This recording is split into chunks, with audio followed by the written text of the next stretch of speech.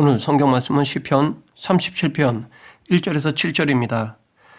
우리는 공의로우신 하나님을 믿습니다. 하나님은 이 세상을 창조하시고 다스리십니다. 지금도 우리들의 모든 행사를 주관하십니다. 그런데 이 세상에는 악이 존재하고 악인들의 형통을 볼 수가 있습니다. 이런 부분에서 우리는 신앙생활에 회의를 느끼거나 더 심하면 신앙을 버리기도 합니다. 이런 악의 문제로 인해 혹자는 여러 가지 방법으로 하나님의 속성을 제한하기도 합니다. 역사적으로 이러한 신종론에 대한 의문을 제기하자 변론한 사람들이 많이 있습니다. 그 대표적인 사람이 아우구스티누스라고 생각하는데, 세상에는 악이 있음에도 불구하고 이 세상을 창조하신 하나님은 악의 조성자가 아님을 주장한 사람들이 지금도 나오고 있습니다. 실제로 신앙생활을 하면서 우리 주위에서 이런 악인들의 형통을 보면 속상하고 이것에 대해 어떻게 해석해야 하는가 한 번쯤 고민을 해보았을 것입니다. 오늘 다윗의 시편을 통해 지금도 어렵지 않게 찾아볼 수 있는 악인의 형통에 대해 우리는 어떤 자세를 취해야 하는가에 대해 살펴보겠습니다. 첫째, 우리는 악인의 형통에 대해 불평하지 말아야 합니다. 1절, 2절 악을 행하는 자들 때문에 불평하지 말며 불의를 행하는 자들을 시기하지 말지어다. 그들은 풀과 같이 속히 배임을 당할 것이며 푸른 채소같이 쇠잔할 것이미로다. 하나님은 공의로우신 분이십니다. 이에 근거하여 보면 악인이 번영하고 형통하는 것은 공의로우신 하나님의 섭리에 맞지 않는다고 생각합니다. 일반적으로 사람들은 악인은 이 세상에서 잘 되어서는 안 되는 것이 당연하다고 여깁니다. 또한 성경에서도 악인이 하나님의 심판을 받게 된다고 말하고 있습니다. 그런데 현실은 반드시 그런 것만은 아닌 것 같습니다. 오히려 악인들이 형통하고 번영하는 경우를 어렵지 않게 찾아볼 수 있습니다. 그리고 반대로 의인이 어려움과 고난을 당하는 경우도 많이 볼 수 있습니다. 악인은 형통하고 번영하는 반면에 의인은 어려움과 고난을 당하는 현실은 부조리하게 보입니다. 불공평하게 보입니다. 하나님의 공의로우심을 믿는 우리에게는 더욱더 그렇습니다. 부조리하고 불공평한 현실을 보면 하나님께 불평이 생기고 악인의 형통을 시기하지 않을 수 없습니다. 심지어 하나님의 공의로우심이 의심되기조차 합니다. 개중에는 이러한 현실의 부조리함을 보고 하나님은 없다라고 하며 신앙을 버리는 사람도 있습니다. 그러나 세상이 부조리하고 불공평해 보인다 해서 하나님이 공의롭지 않다는 것은 아닙니다. 하나님은 공의로우시며 당신의 그 공의로 이 세상을 다스리시고 섭리하십니다. 다만 하나님은 악인들의 행위에 대하여 당신의 공의에 따라 즉각적으로 보응하지 않으실 뿐입니다. 하나님은 사탄이 범죄하였을 때 즉각 멸하지 않고 세상 마지막 때까지 당신의 완전한 심판을 유보하여 두신 것처럼, 또 아담과 하와가 범죄하였을 때 그들을 즉시 죽음에 이르게 하지 않으신 것처럼 당신의 원대한 계획을 위하여 악인들에 대해서도 아주 특별한 경우를 제외하고는 즉각적으로 보응하시지 않으십니다. 그들에 대한 보응을 당신이 정하신 때까지 유보하여 두십니다. 심지어는 악인이 육신의 생명을 다할 때까지도 보응을 하시지 않기도 하십니다. 그때까지 악인의 형통과 번영을 그대로 방치하시기도 하십니다. 이러한 이유로 세상이 부조리하고 공평하지 않은 것처럼 보이는 것입니다. 그렇다고 이것이 하나님의 공의롭지 못한 증거가 되지는 못합니다. 왜냐하면 이는 당신의 원대로 목적을 이루기 위한 섭리의 일환이기 때문입니다. 하나님의 원대한 계획에는 많은 은혜들이 포함되어 있습니다.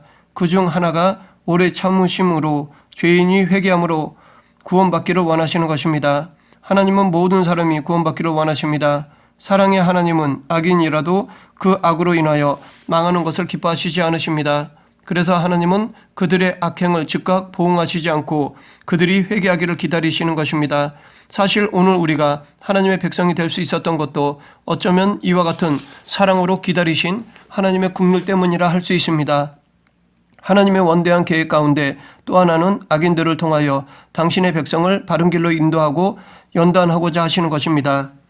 하나님의 백성이라고 해도 죄를 범할 수 있습니다. 하나님은 당신의 백성을 바른 길로 인도하는데 악인들까지도 아주 유용하게 사용하십니다. 즉 하나님은 악인들을 당신의 징계의 채찍으로 삼아 의인들을 바른 길로 인도하시고 연단하시기도 하십니다. 이스라엘 역사에서 하나님의 가나안 족속을 다 멸하지 않고 일부를 남겨두신 것이나 아수르나 바벨론으로 번영하게 하신 것도 이러한 목적 때문이라 할 수 있습니다. 그러므로 우리는 이 세상은 의인만 살아가는 천국이 아니라 악인도 함께 살아가는 곳으로서 필연적으로 부조리함이 존재하는 곳이라는 것을 인정해야 하겠습니다. 그리고 그처럼 부조리함이 존재하는 것은 하나님이 공의롭지 않기 때문이 아니라 하나님의 원대하고도 선하신 목적에 의한 것이요, 그것이 궁극적으로 우리들에게 유익이 된다는 것을 알고 그것으로 인하여 불평하거나 시기하지 말아야 하겠습니다. 2절에서 다윗이 악인의 형통을 비유하고 있는 풀이나 채소의 특징은 빠른 성장입니다. 풀이나 채소는 싹이 돋았나 싶으면 금방 그 모습을 알아볼 정도로 자라납니다. 한여름에 비가 내리고 난 다음 날 밭에 나가보면 이전의 모습을 알아볼 수 없을 정도로 풀과 채소들이 성장해 있습니다. 나무의 열매는 빨리 자라지 못하기 때문에 빨리 자라는 잡초는 농부들에게 괴로운 존재입니다. 그래서 농사를 짓는 농부들은 하룻밤 사이에도 쑥쑥 자라나는 잡초들과 전쟁을 벌여야 합니다. 하지만 그러한 풀들도 한철입니다. 여름이 지나고 나면 풀들은 자연히 쇠잔하고 맙니다. 여름에 그렇게 무성하던 잡초들이 겨울이 다가오면 다 시들어서 그 흔적조차 찾아보기 어렵습니다. 이런 이유로 풀은 일시적 번영과 허무함을 나타내는 비유로 사용되기도 합니다. 실제로 악인들의 번영과 형통이 꼭 이런 풀의 특성과 같습니다. 푸른 나무에 비교할 수 없을 정도로 빨리 자라고 무성해지지만 금세 시들고 마는 것처럼 자기의 욕심과 야망을 채우기 위해 수단과 방법을 가리지 않는 악인들은 의인들과는 비교도 안 될 정도로 빨리 흥왕하고 형통하지만 그들의 형통이나 번영은 일시적이며 결국 허무한 것에 지나지 않습니다. 이는 역사가 잘 증거해주고 있습니다. 역사를 보면 악인이 영원히 형통하고 번영한 예가 없습니다. 악인들은 이곳저곳에서 끊임없이 일어나고 번영하기 때문에 우리가 보기에 악인의 형통과 번영이 계속 지속되는 것 같이 보이지만 사실 악인을 한 사람 한 사람 보면 그들의 삶은 풀과 다르지 않습니다. 한 예로 우리나라에는 군사 쿠데타를 통하여 권력을 장악한 사람들이 있었습니다. 그들은 군사력을 동원하여 많은 사람을 죽이고 권력을 장악하였고 그 어떤 사람들보다 빨리 큰 형통과 번영을 누렸습니다. 그들의 권력에 감히 도전하는 자가 없을 정도로 그들은 형통하고 번영하였습니다. 하지만 그들의 형통과 번영은 영원하지 않았습니다. 그들의 형통과 번영은 오래가지 못하였습니다. 그들은 얼마 지나지 못하여 총에 맞거나 감옥에 가야 했습니다. 이것이 바로 악인들의 삶의 말로입니다. 사실 악인들은 우리가 굳이 제거하려고 노력하지 않아도 스스로 쇠잔하게 되어 있습니다. 왜냐하면 공의로우신 하나님이 그냥 놔두시지 않기 때문입니다. 그래서 10절에서 다윗도 잠시 후에는 악인이 없어지리니 내가 그곳을 자세히 살필지라도 없으리로다 라고 말하였던 것입니다. 잠시 후면 악인은 찾을래야 찾을 수 없습니다. 물론 여기서의 잠시라는 말에는 악인들의 평생이 될 수도 있습니다. 악인은 그의 전생에 동안 번영할 수 있습니다. 하지만 그들이 심판을 받는다는 것에는 달라질 것이 없습니다. 그리고 그들의 형통이 이 세상에서의 평생이라고 해도 영원한 저 세상에서의 심판에 비하면 그 형통은 잠시 잠깐에 지나지 않습니다. 그들은 그 잠시가 지나고 나면 영원한 멸망에 이르게 됩니다. 그러므로 우리는 악인의 형통이나 번영을 보고 불평하거나 시기할 필요가 없습니다. 공의로우신 하나님이 반드시 이 세상이 아니면 저 세상에서라도 심판하시기 때문입니다. 이런 이유로 반드시 천국과 지옥이 필요한 것입니다. 이 사후 세계가 있어야 진정한 공의와 평등이라 생각합니다. 둘째, 악인의 형통에 대해 우리는 여호와를 의지하며 선을 행하고 성실해야 합니다. 3절, 여호와를 의뢰하고 선을 행하라. 땅에 머무는 동안 그의 성실을 먹을거리로 삼을지어다. 여기서 의뢰하다라는 말은 본래 끈을 매다라는 의미입니다. 여호와를 의뢰한다는 것은 단순히 믿는다는 그 이상의 의미가 있습니다. 즉 여호와를 의뢰한다는 것은 하나님과 나를 하나로 묶는 것으로서 여기에는 하나님의 이끌리는 삶을 산다는 의미가 담겨 있습니다. 달리 말하면 선을 행하는 삶을 사는 것입니다. 하나님은 선하신 분이며 또한 우리를 선한 길로 인도하시고 우리에게 선한 삶을 살도록 요구하시기 때문에 하나님께 묶인 사람은 선을 행할 수밖에 없습니다. 다윗이 선을 행하라 라고 한 것도 이런 이유에서입니다. 즉 하나님을 의뢰하면 당연히 선을 행할 수밖에 없습니다. 특별히 다윗은 이 세상에 살 때 하나님의 성실로 식물을 삼으라 라고 권면하였습니다. 이는 땅에 거하는 동안 세상의 세태에 휩쓸려가는 것이 아니라 하나님의 그 선하심에 변함이 없는 것처럼 성도 역시 선을 행하는 일에서 변함이 없어야 한다는 것입니다. 어느 정도로냐 하면 성실을 먹을거리로 삼을 정도로 해야 한다는 것입니다. 즉 인간이 계속해서 음식을 먹어야 사는 것처럼 성도가 선을 행하는 것은 성도의 본질적인 것이요 성도로서의 정체성을 유지하기 위해 반드시 필요한 요소라는 것입니다. 우리가 살아가는 이 세상은 분명 부조리함이 있는 곳입니다. 세상은 악하고 불의하고 불공평한 것이 있음이 사실입니다. 그러나 세상이 그렇다고 해서 우리 또한 그러한 세상의 풍조에 따라가서는 안 됩니다. 악한 자들이 형통하고 번영하는 반면 악인들이 어려움과 고난을 당한다 해도 우리는 성실하게 선을 행해야 합니다. 세상의 부조리함은 우리들에게 이 악한 세대에 선을 행해봐야 그것이 무슨 의미가 있겠는가 하는 의구심을 갖게 하지만 그럼에도 불구하고 우리는 선을 행해야 합니다. 왜냐하면 선하신 하나님은 살아계시기 때문입니다. 또한 역으로 우리가 세상의 부조리함과 악함에도 불구하고 성실하게 선을 행함으로 세상에 하나님이 계시다는 것을 증거하기 때문입니다. 우리는 앞에서 하나님이 공의로우심에도 불구하고 이 세상에 부조리함이 있고 악인들이 존재하는 이유를 살펴보았습니다. 그리고 그러한 부조리함과 악인들의 존재가 하나님의 살아계심과 공의로우심을 부정하는 근거가 될 수 없다는 것도 살펴보았습니다. 그렇다면 우리가 세상의 부조리함이나 악함에도 불구하고 선을 행해야 할 이유는 분명합니다. 우리는 세상의 가치관이나 세태와 상관없이 선을 행함으로 하나님의 살아계심을 세상에 보이고 우리의 믿음을 하나님께 보여드려야 하겠습니다. 40절에서 다윗은 여호와께서 그들을 도와 건지시되 악인들에게서 건져 구원하심은 그를 의지한 까닭이로다 라고 말하고 있습니다. 여기서 보면 하나님이 우리를 구원하시는 근거가 무엇인지를 나오는데 그것은 바로 당신을 의지한 연고입니다. 즉 하나님은 우리가 당신을 의지한 까닭에 우리를 악인에게서 건져 구원하여 주시는 것입니다. 하나님께 많은 재물을 드렸기 때문이 아니고 하나님을 위하여 무슨 특별한 일을 하였기 때문도 아닙니다. 오직 하나님을 의지하였다는 사실 하나만으로 하나님은 우리를 악인들에게서 건져 구원하여 주시는 것입니다. 여기서 알 수 있듯이 하나님은 우리가 당신을 의지하는 것을 기뻐하십니다.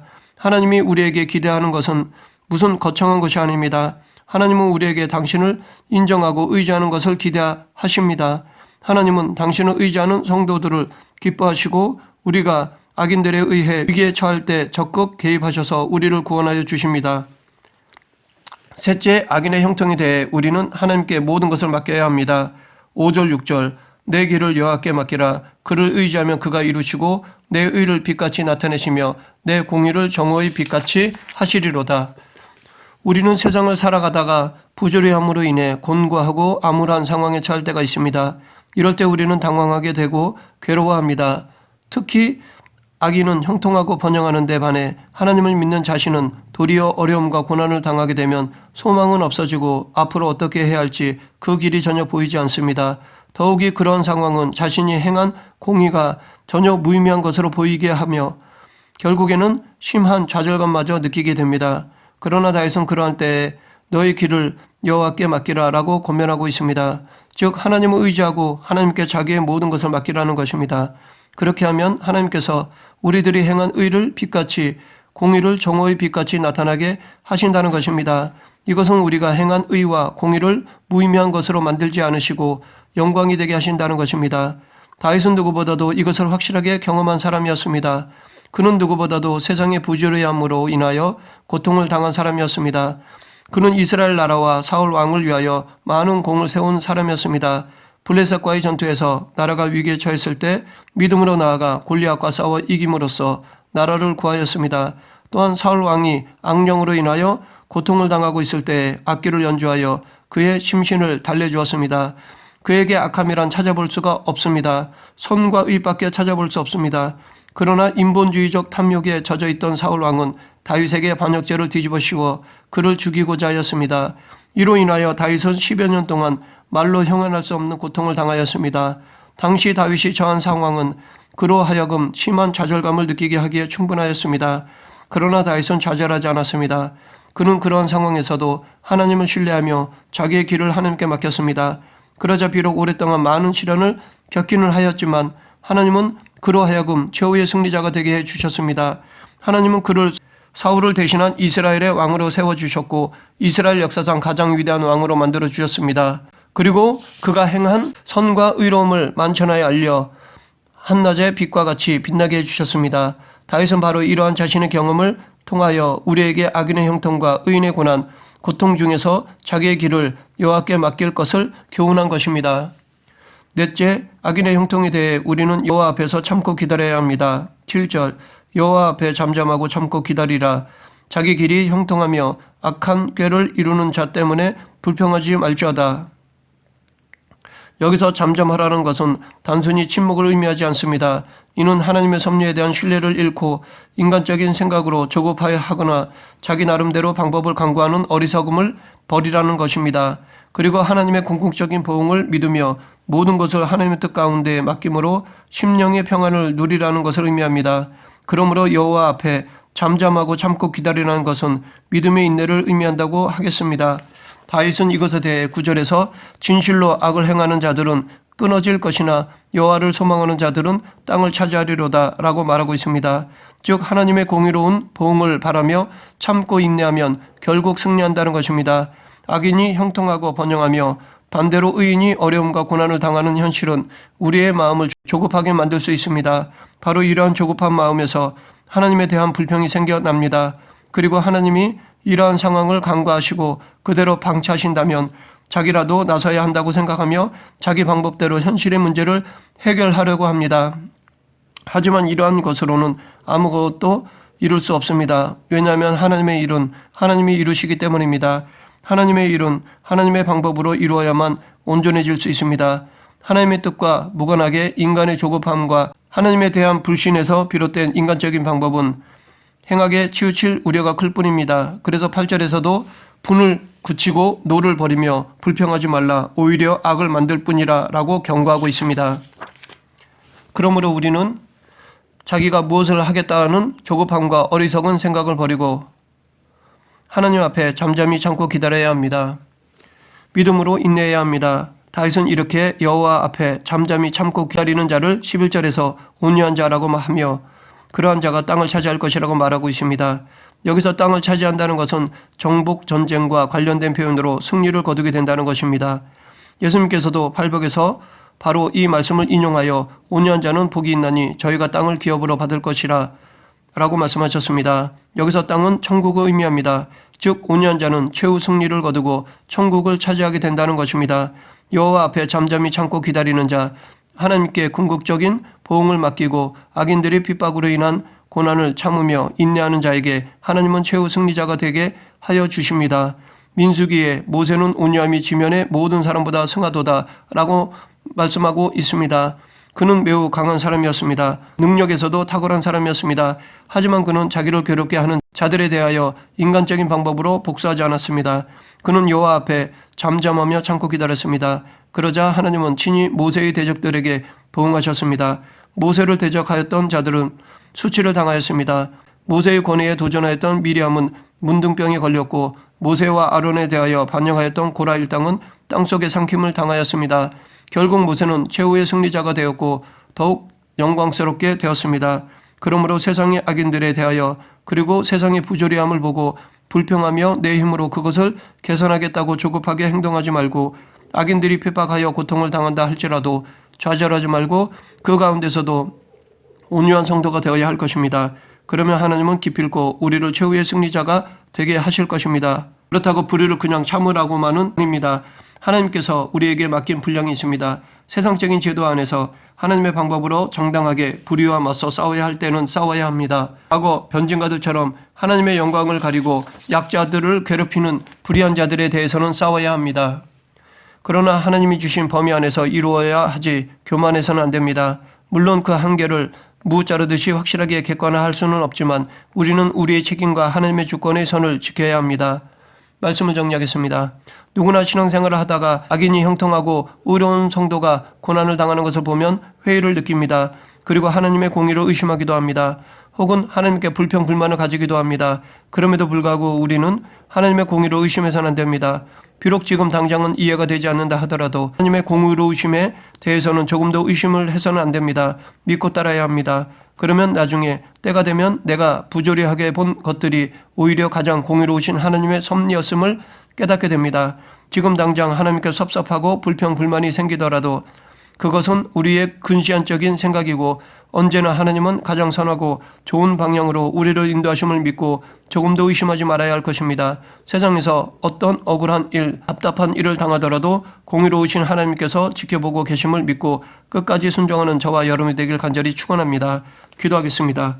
공의로우신 하나님 아버지, 하나님의 의를 다 이해할 수 없고 깨달을 수 없기에 눈에 보이는 현상으로 하나님을 판단하는 어리석은 자가 되지 않게 하여 주시옵소서.